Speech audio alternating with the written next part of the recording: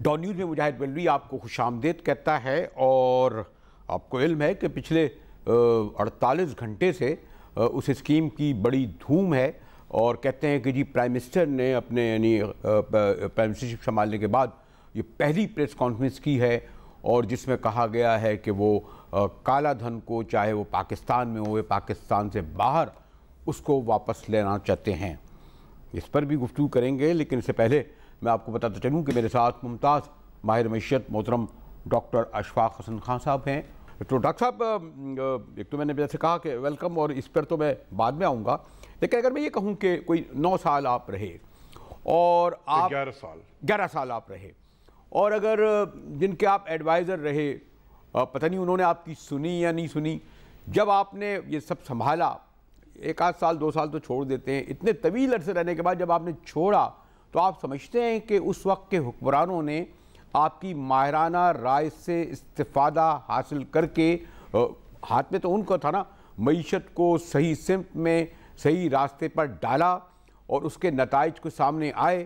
کیونکہ آج تو ہر شعبے میں چلے جائیں، وہ لوڈ شیڈنگ، اس کا کیا حال ہے، تعلیم، صحت، انویسٹمنٹ، ایک سپیک ہے، اس پر ہی بات کروں گا۔ جی ڈاکٹر صاحب دیکھیں، آپ کو میں تھوڑا بتا دوں کہ مجھے جب میں 1998 مارچ 1998 میں جب میں وزارت خزانہ میں ایز اکنامک ایڈوائزر آیا تھا، تو اس وقت ہمارے فارمر جو پرائم منسٹر ہیں نواز شریف صاحب، یہ وزیر اعظم تھے، اور اس وقت کے وزیر خزانہ سرتاج عزیز صاحب تھے، ٹھیک، اور حفیظ پاشا صاحب ڈپٹی چیئرمین تھے پلاننگ کمیشن کے، ٹھیک۔ تو انہوں نے مجھے یہاں Pakistan institute of development economics میں جوائنٹ ڈائریکٹر تھا، تو وہاں سے یہ مجھے لے کر آئے، اور ایک طویل عرصہ 11 سال میں نے گزارا ہے۔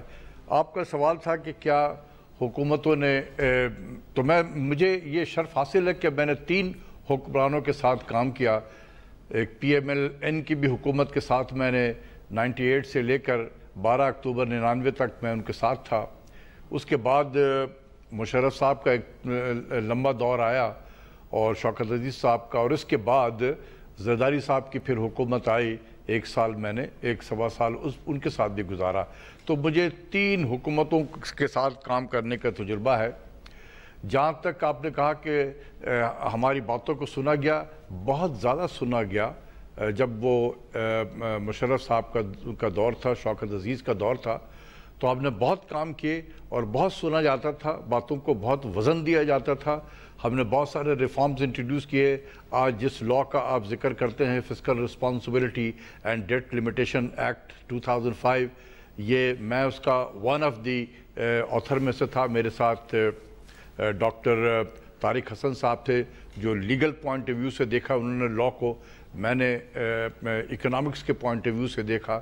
اس کے علاوہ بھی بہت سارے کام جو کیے ہیں، ہمیں بہت آزادی تھی، اور آپ نے، اب میں اگر اس ریکارڈ کو میں دہرانا میں نہیں چاہتا ہوں، وہ تو ہسٹری کا حصہ ہے۔ صرف ورلڈ بینک کا ابھی ایک ریسنٹ اسٹڈی ہے ورلڈ بینک کی، جس میں انہوں نے آج کل کے حکمرانوں کو کہا ہے کہ جی آپ صرف اس کو ریپلیکیٹ کر دیں، اس دور کو کہ جس زمانے میں میں تھا حکومت میں، تو آپ کا بینچ مارک وہی ہے کہ آپ وہاں تک پہنچے۔ اچھا ڈاکٹر صاحب، اگر یہاں دیکھیں کہ آج، اگر میں ڈاکٹر صاحب سوری اگر میں آپ سے بہت ہی ذرا سا ایک یہ سوال کروں، بہت بیسک سوال ہوتا ہے، اور آپ نے جیسے کہا نا کہ آپ نے 1 سال نواز شریف کے ساتھ گزارا، اور پھر 1 سال ان کے ساتھ بھی گزارا زیادہ، بہت ایک عام لوگ ایک ہمارے چلا گیا، نہیں صاحب ایوب خان کا دور بڑا اچھا تھا، ضیاء الحق کے دور میں معیشت اچھی تھی، مشرف صاحب کے دور میں اچھی تھی، جمہوریت میں جو سیاسی مفادات ہوتے ہیں، لوگوں کو خوش کرنے کے لیے ہوتا ہے۔ تو یہ ایک بنیادی سوال آپ نے، کیونکہ دونوں ادوار دیکھے اور اب یہ دور بھی دیکھ رہے ہیں، کیا اس طرح کا ہے کہ فوجی ادوار میں وہ اگر ہم کہیں گے، لوگ کہیں گے لیجیے صاحب آپ فوج کی تعریف کر رہے ہیں، مطلق العنانی کی تعریف کر رہے ہیں، جمہوریت بد سے بد تو تب بھی اچھی ہوتی ہے، اس پہ کیا تجربہ کہتا ہے آپ کا ڈاکٹر صاحب؟ دیکھیں، اس کا جواب میں اس طریقے سے دوں گا کہ پچھلی حکومت میں، یہ موجودہ نہیں، پچھلے والے میں ایک وزیر تھے، فیڈرل منسٹر، وہ مجھے اسلام آباد کلب میں ملے، سنڈے کا دن تھا، برنچ تھا، تو وہ مجھے بڑے غور سے دیکھ رہے تھے اور پھر میرے پاس آئے چل کر کہا کہ آپ ڈاکٹر اشفاق ہیں. میں نے کہا جی. کہہ رہے ہیں کہ سر آپ ہر منگل کو ہماری ایسی تیسی کرتے ہیں آپ. کبھی آپ نے میرا بھی پوائنٹ آف ویو لیا ہے, ہم لوگوں کا بھی پوائنٹ آف ویو لیا ہے. تو اس وقت میں دی نیوز اخبار میں ایوری ٹیوزڈے میں کالم لکھا کرتا تھا. تو میں نے کہا جی آج سے پہلے تو کسی نے بھی مجھے یہ بات نہیں کہی ہے, تو آپ مجھے بتائیں اگر آپ کا ویو پوائنٹ اگر اس قابل ہے تو میں ضرور اپنے کالم میں اس کو جگہ دوں گا. تو جو انہوں نے بات کی مجھ سے, وہ میرے خیال میں آپ کے آنسر جو سوال جو آپ نے کیا اس کا جواب ہو جائے گا. کیا انہوں نے مجھے یہ کہا کہ ڈاکٹر صاحب ہم پیسہ لگا کر آتے ہیں, اسلام آباد کے مسجد میں نماز پڑھنے نہیں آتے ہیں. اچھا سر ہم نے پیسے لگائے ہیں, آپ سمجھتے ہیں کہ ہم اسلام آباد کی مسجد میں نماز پڑھنے کے لیے آئے ہیں؟ ہمارے گاؤں میں بہت مسجدیں ہیں نماز پڑھنے کے لیے. اچھا. تو میں نے کہا کہ بھئی دیکھیں تو اب یہ آپ خود بتائیں کہ میں اس کو کیسے اپنے کالم میں جگہ دوں. ٹھیک. تو پھر ہم نے یہ اگری کیا کہ آپ اپنا کام جاری رکھیں اور میں اپنا کام جاری رکھتا ہوں. سو دس از ہاؤ وی سیپریٹڈ. نہیں اس سے کیا کریں, ان کا یہ خیال تھا کہ جمہوری دور میں ہم جو چاہے کریں, ہم اس کی یعنی ہم سوری کرپشن 5 کروڑ روپے خرچ کر کے آئے تھے, ہم اربوں کمائیں گے. میں نے 5 کروڑ روپے خرچ کیا ہے. تو 50 کروڑ کما لے, وہ تو 50 ارب کما رہے ہیں نا. یہ تو جو کچھ جو تو اب جب یہ بڑھتا جاتا ہے ریٹ آف کرپشن, تو وہ اس کا کوئی علاج تو پھر ہمارے سیاسی حکمران ہی نکالیں گے.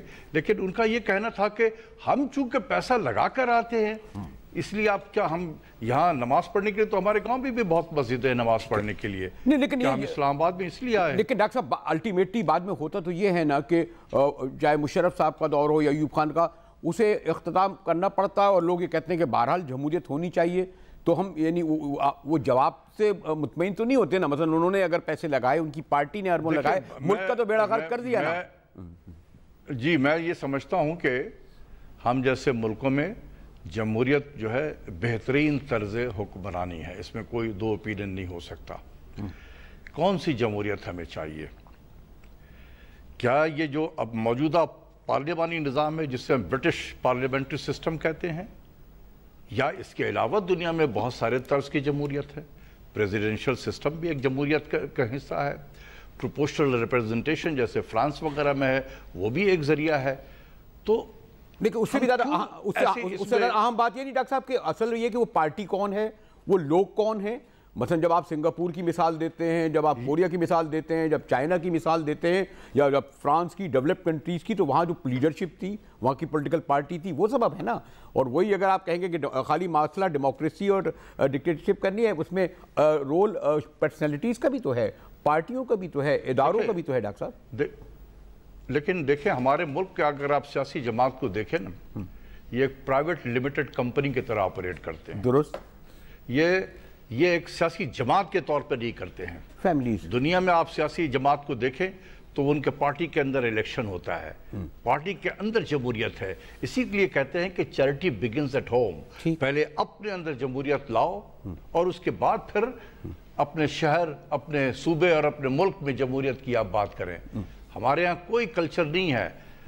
جو پارٹی کی لیڈرشپ خاندان میں ہاتھ میں ہوتی ہے, بالکل جیسے لائک پرائیویٹ لمیٹڈ کمپنی جس کے بورڈ آف ڈائریکٹر میں سارے فیملی کے لوگ ہوتے ہیں. میں بہت سارے بینکوں کے بورڈ میں رہا ہوں, تو جب لون کے لیے جب آیا کرتے تھے نا کمپنیز کی طرف سے, تو اس کے بورڈ آف ڈائریکٹر میں سارے فیملیز ہی ہوتے تھے جن کے پاس پاور ہوا. اگر میں ایک بنیادی سوال کی طرف آ جاؤں, ویسے تو آپ کو میں ذرا بریک آتا ہے جلدی, اور بنیادی سوال یہ ہے, اور وہ تواتر سے بیانیہ ہمارے نااہل ہونے والے پرائم منسٹر کا, نواز شریف صاحب کا ہے, 2 بار ہوئے ہوتی ہے. وہ یہ کہتے ہیں کہ جس جو پیریڈ آپ کا ہے یا اس میں 1 آدھ سال کم کر لیں, کہ پرویز مشرف نے یعنی اس فوجی حکومت نے میرے 10 سال ضائع کر دیے. یعنی ان کا مسئلہ یہ ہے کہ اگر اس 10 سال ہمارا وہ تسلسل رہتا جمہوریت کا, تو نہ لوڈ شیڈنگ ہوتی, نہ یہ جو سڑکوں کا حال ہوتا, نہ یہ پلوں کا حال ہوتا, نہ تعلیم کا یہ حال ہوتا, نہ صحت کا حال ہوتا. کیا واقعی ایسا ہے کہ مشرف کے دور میں یہ سب چیزیں اور ادارے اور سب تباہ ہو گئے, اور اگر میاں صاحب کو دور وہ ملتا تو یہاں جیسے کہتے ہیں کہ دودھ شہد کی نہریں بہری ہوتی ہیں؟ اس سوال کا جواب میں لے لوں گا آپ سے ایک بریک کے بعد. ہمارے ساتھ رہیے گا, ملتے ہیں ایک بریک کے بعد.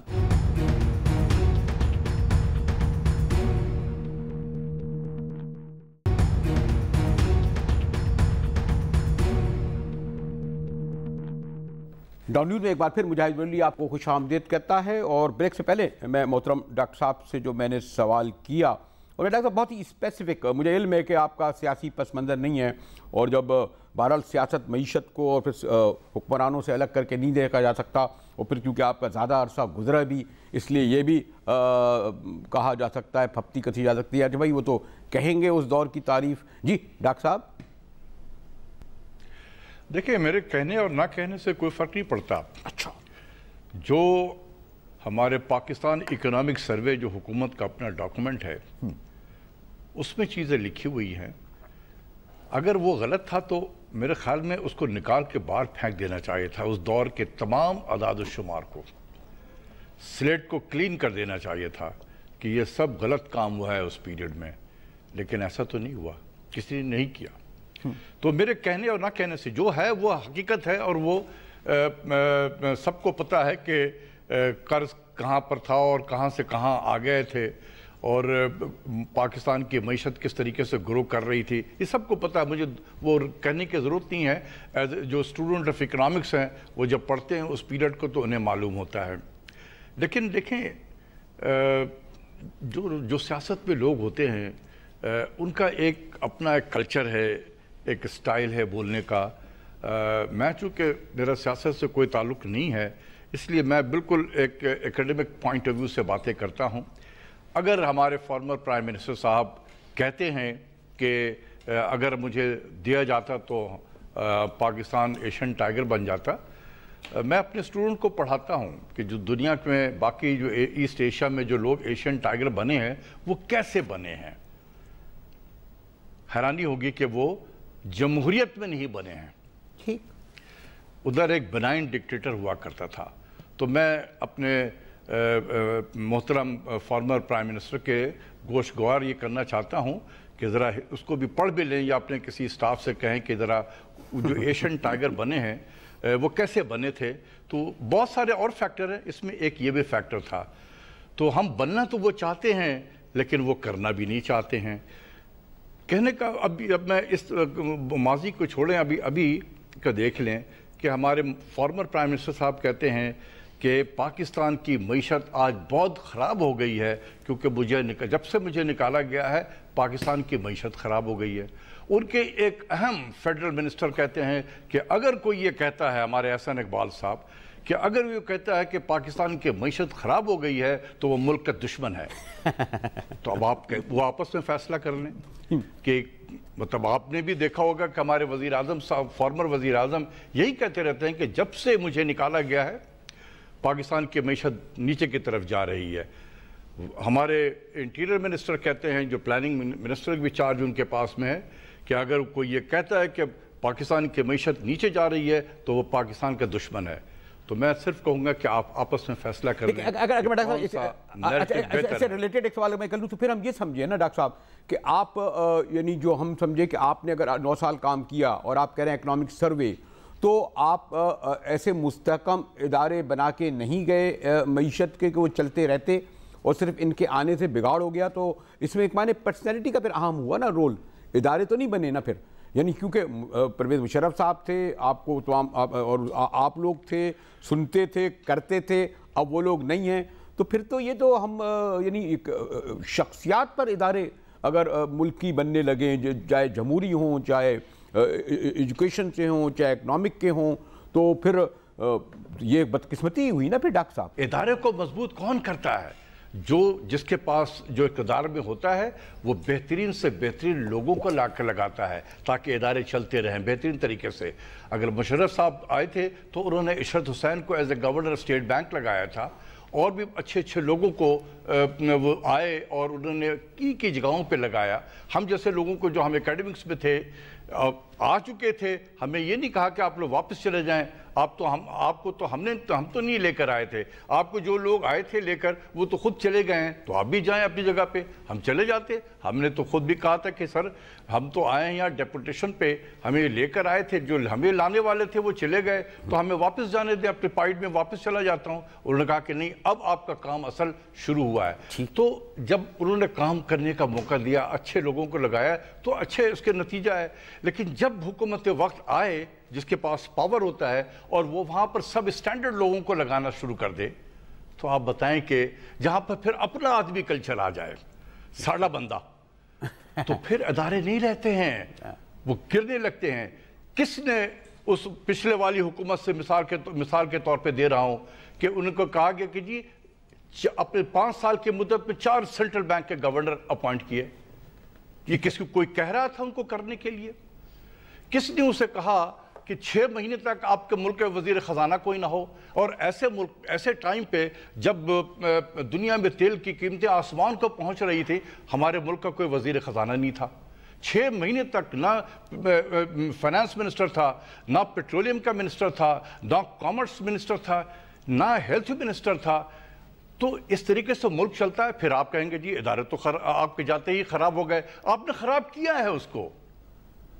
آج بھی ایسی ہو رہا ہے. جتنے آپ کو ایک کی ادارہ دکھا دیں جہاں پر میرٹ کے بنیاد پہ لوگوں کو لگایا گیا ہے.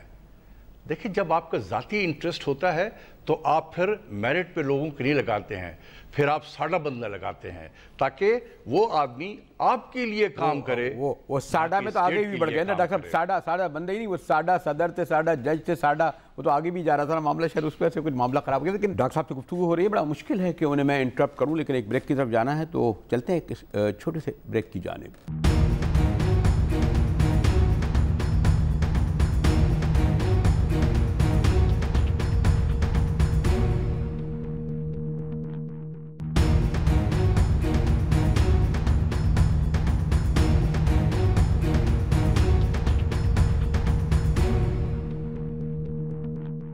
ڈاؤن میں ایک بار پھر مجاہد ولی آپ کو خوش آمدید کہتا ہے. میرے مہمان ہیں ڈاکٹر اشفاق حسن خان جی. آپ کے خیال میں کیا اس جگہ ہم پہنچ چکے ہیں کہ سدھار کی کوئی امید نہیں؟ کیا ہم اس دورائے پر کھڑے ہیں کہ جہاں تباہی ہے؟ اور اگر سدھار کی امید ہے تو کیا کیا جائے؟ پھر وہ کہیں گے جناب جب آپ کہتے ہیں کہ یہ لوگ ذمہ دار ہیں اس کے معنی ان لوگوں کو ہٹانے سے مسئلہ حل ہو جائے گا. الیکشن سال بھی ہے. پھر ایک وہ تو کہا جائے گا ہاں جی بیکاز آف یہ ان کی کارکردگی رہی ہے. وہ کہتے ہیں ہم اس کارکردگی پہ جناب پھر کامیاب ہوں گے, پھر ہم یہی کریں گے جس کے اوپر آپ کہہ رہے ہیں کہ معیشت کو آج اس جگہ پہنچا دیا گیا ہے. ڈاکٹر صاحب لوگوں کا کیا ہے؟ عوام تو آپ کو پتہ ہے وہ سوری ٹو سے آپ کا وہ میدان نہیں ہے, لیکن یہاں بدقسمتی جو الیکشن سسٹم ہے اس میں یہ نہیں آئیں گے وہ آئیں گے جس کو آپ لمیٹڈ کمپنی کہہ رہے ہیں, فیملی کمپنیز کہہ رہے ہیں. تو یہ بدقسمتی ہے نا کہ پاکستان کے عوام سفر کر رہے ہیں اور یہ اب کالا دھن آج انہیں یاد آیا کہ جی پاناما سے لے کر اب تک. تو سدھار کیسے ہوگا ڈاکٹر صاحب؟ This is the beauty of keeping your nation illiterate in 21st century. یہی تو خوبصورتی ہے. عوام کو جاہل رکھو تاکہ اس کو کچھ پتہ نہ چلے کہ کیا ہو رہا ہے. ٹھیک ہے نا؟ تو یہ تو عوام کو بھی سوچنا چاہیے کہ آخر ہم کب تک سفر کرتے رہیں گے اس طریقے سے. لیکن ہوتا یہ کہ عوام کے اندر شعور بھی نہیں ہے, اور اگر شعور بھی ہے تو ہمارا سسٹم الیکشن کا ایسا ہے کہ میں ووٹ کسی اور کو دیتا ہوں, جیتتا کوئی اور ہے. اس کے بعد پھر آپ جب ٹرائبونل میں چلے جاتے ہیں. لیکن اس کا ایک سبب یہ بھی تو ہے نا, لوگ یہ بھی کہتے ہیں نا کہ جب سیاست مثلا ڈاکٹر صاحب کو تو میں نہیں, ڈاکٹر صاحب کھڑے ہو جائیں گے فلاں میر کے, فلاں خان کے, فلاں اس کے. عوام آپ کو غالباً وہ ہمارے شاعر عوام حبیب جالب کھڑے ہو گئے تھے, 840 ووٹ ملے تھے, شاعری سننے ان کے لیے لاکھوں جمع ہوتے تھے, بعد میں ووٹ انہیں 840 پڑے.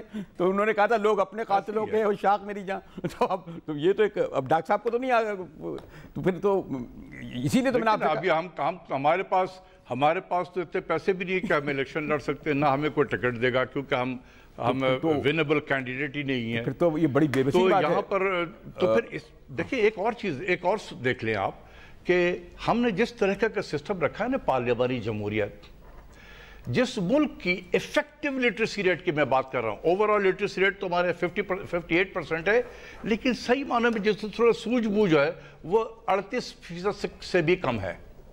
اب آپ بتائیں کہ جہاں پر 2/3 جو ہیں عوام ان کو سمجھ ہی نہیں ہے, تو وہ پھر کیا کرے؟ جو الیکٹ ہو کر آتے ہیں وہ بھی انہی میں سے آتے ہیں.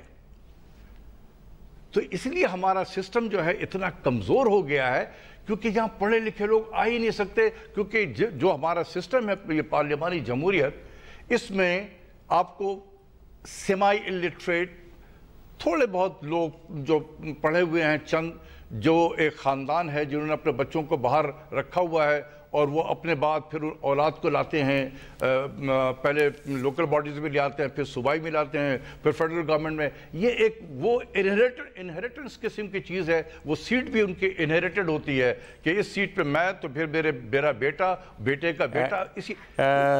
یہ کلچر جو ہے جہاں پر تعلیم نہ ہو، یہ بہت نقصان. میرا یہ خیال تھا کہ ڈاکٹر صاحب سے گفتگو معیشت کے ارد گرد گھومتی رہے گی، لیکن کس طرح کریں. ایک اور اسکیم پہ بھی ضرور بات کرنی، کیونکہ بڑا اس پر جیسے کہا جا رہا ہے کہ اس سے پہلے اتنا بڑا کوئی پیشکش نہیں ہوئی تھی. ہمارے ساتھ رہیے گا. ڈاکٹر صاحب سے خاص عرصے بعد گفتگو ہو رہی ہے، میں تو بڑا انجوائے کر رہا ہوں. ملتے ہیں بریک کے بعد، ہمارے ساتھ رہیے گا.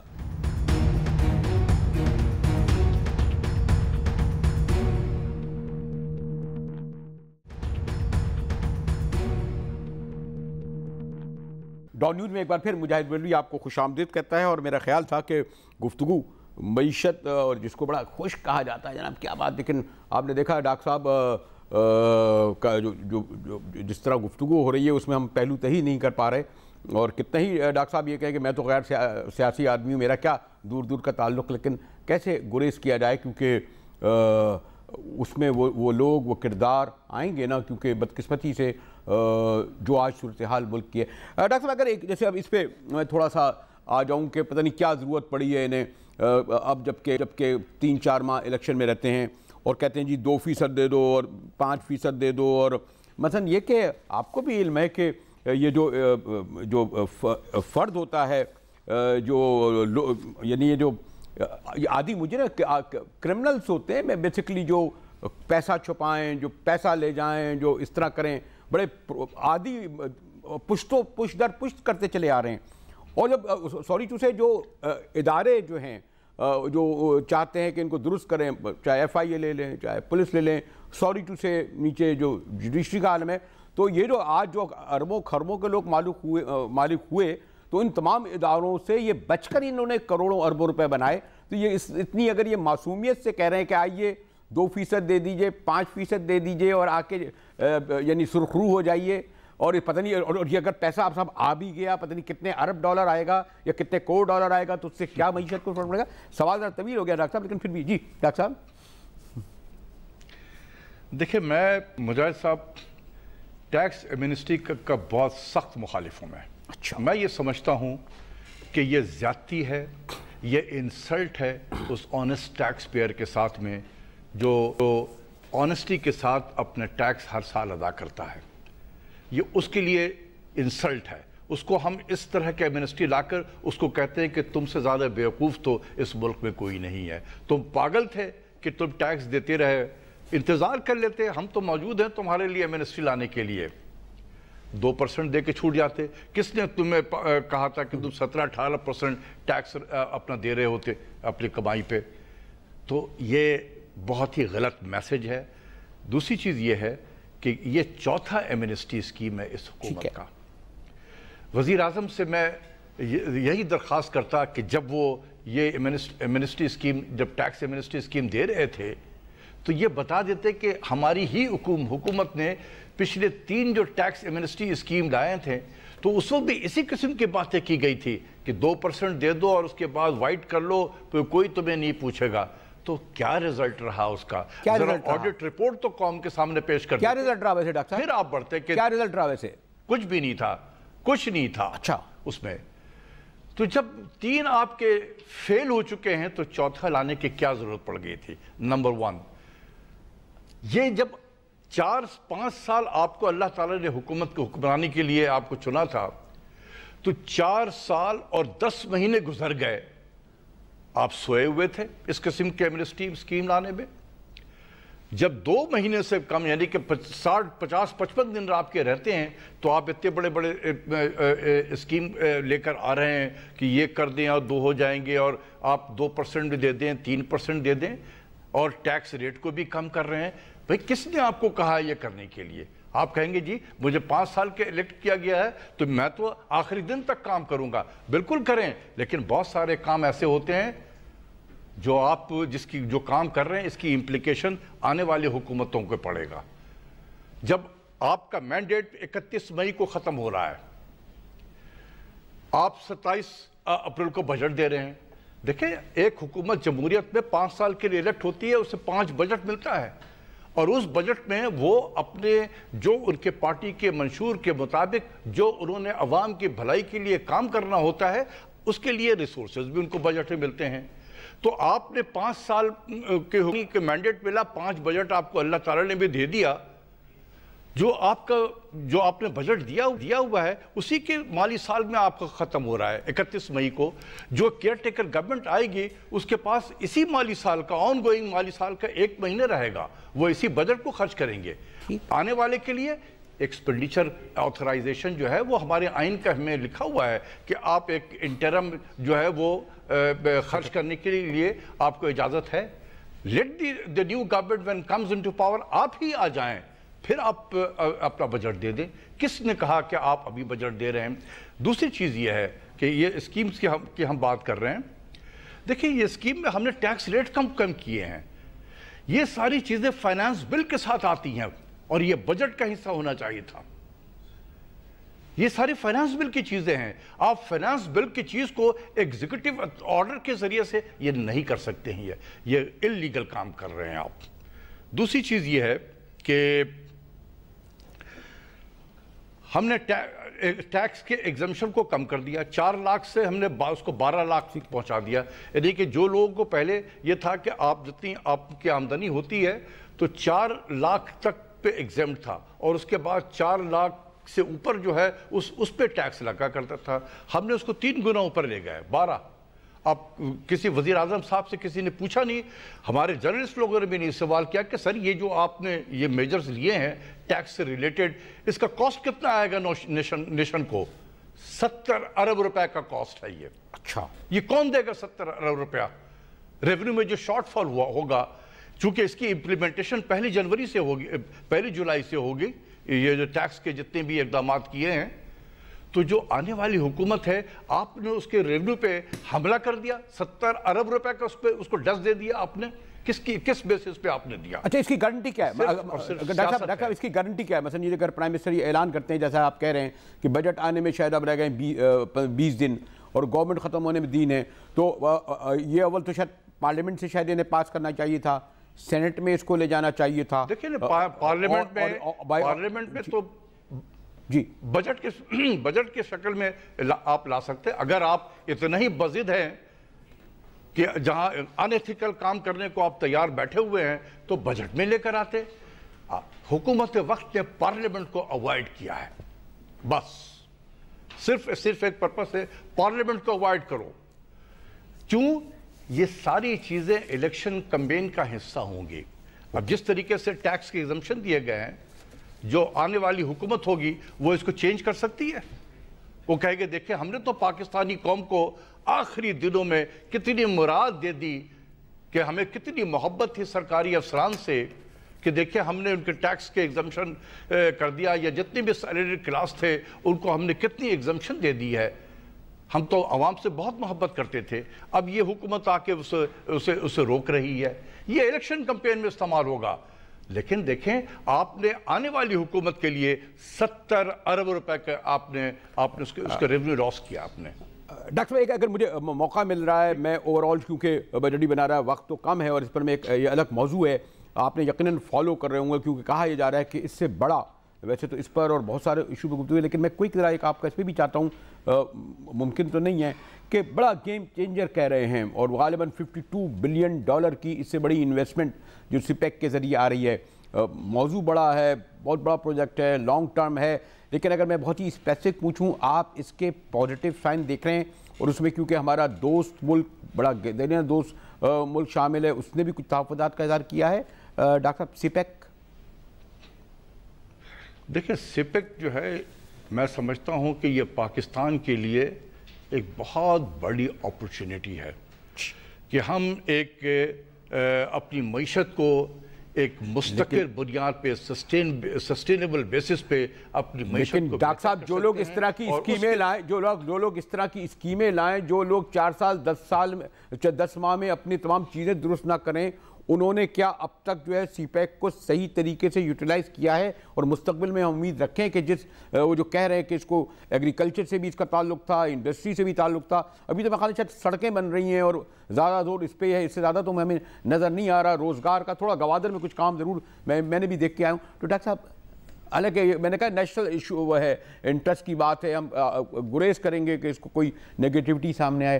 ڈاکٹر صاحب نہیں، اس میں کوئی نیگیٹیو نہیں ہے۔